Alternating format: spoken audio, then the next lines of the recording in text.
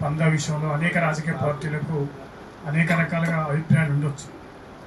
కానీ ఒక అప్రజాస్వామికంగా రాజ్యాంగం మీద ప్రమాణం చేసినటువంటి హోంశాఖ మంత్రి స్వయంగా ఈ దేశంలో నేను ఏరివేస్తానని మరి సమయాన్ని కూడా సంవత్సరాన్ని కూడా గుర్తించి 26 కల్లా ఏరివేస్తానని ప్రకటించి పూర్తిగా రాజ్యాంగాన్ని ఇలా ఉల్లంఘిస్తున్నటువంటి ప్రభుత్వం ఒక నిరంకుశ ప్రభుత్వంగా కొనసాగుతాం.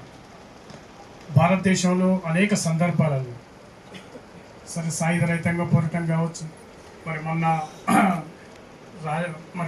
గత ముఖ్యమంత్రులు కావచ్చు, రాజశేఖర రెడ్డి కావచ్చు, అనేక సందర్భాలలో శాంతి చర్చలు జరిగాయి. అదేవిధంగా భారతదేశంలో ఇతర రాష్ట్రాలలో ఏర్పాటు ఉద్యమాలు, అది నాగాలాండ్ కావచ్చు, మిజోరాం, అనేక రాష్ట్రాలలో శాంతి చర్చలు జరిపినటువంటి దాఖలాలు భారతదేశంలో ఉన్నాయి.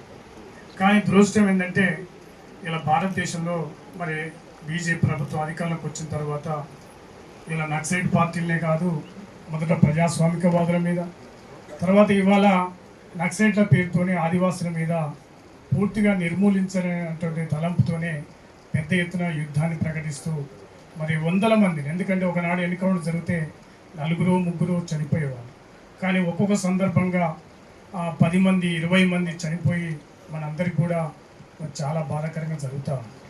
దాంతోపాటు చనిపోయిన తర్వాత పోలీసులే డ్యాన్సులు లేకపోతే వాళ్ళు ఎగురుతున్నటువంటి సంతోషాన్ని అని చూసినప్పుడు నిజంగా ఇది భారతదేశం ఒక ప్రజాస్వామిక దేశమా లేకపోతే ఒక అప్రజాస్వామికంగా పరిపాలన సాగుతుందని మనం ఆలోచన చేయాలి.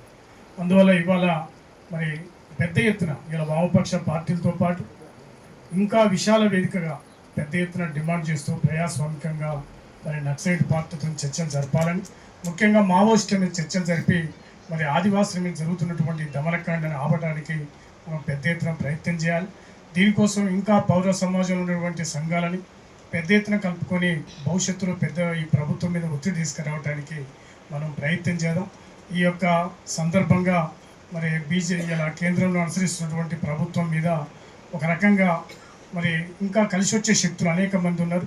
అందువల్ల కలుపుకొని భవిష్యత్తులో దీన్ని ఒక ప్రజాస్వామిక వాతావరణంగా చేయడానికి ప్రయత్నం చేయకపోతే ఇలా భవిష్యత్తు మరొకసారి ఇలా నక్సలైట్ మావోయిస్ట్ పార్టీతో పాటు భవిష్యత్తులో ప్రజా ఉద్యమాల పట్ల కానీ లేకపోతే ఆఖరి కమ్యూనిస్ట్ పార్టీల పట్ల కూడా వాళ్ళు కఠినంగా వ్యవహరించి భవిష్యత్తులో మొత్తం కూడా ఒక నియంతృత్వ రాజ్యంగా మార్చడానికి ఇవాళ భారత కేంద్ర ప్రభుత్వం ఆలోచన చేస్తూ ఉంది. దీన్ని ప్రతిఘటిద్దాం, అందరం కూడా కలిసి పనిచేసి భవిష్యత్తులో పనిచేయడానికి ప్రయత్నం చేస్తూ ఒక విశాల వేదికగా ప్రయత్నం చేద్దామని కోరుతూ ఈ